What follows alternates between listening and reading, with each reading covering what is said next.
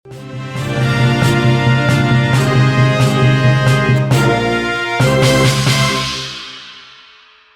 Kepala Polda, Wakapolda, Sulsel akan diisi oleh Kombes Cuzaini Patopoe, CH Patopoe. CH Patopoe menggantikan Brigjen Halim Pagara yang mutasi ke Mabes Polri. Dengan mutasi ini, CH Patopoe dari Kombes menjadi Jenderal Bintang 1, Brigjen. Adapun Brigjen Halim Pagara pindah ke Mabes Polri dengan jabatan baru sebagai Karoada BJ Slok Polri. Sementara, CH Patopoe atau Cuzaini Patopoe sebelumnya adalah Direskrimum Polda Jabar.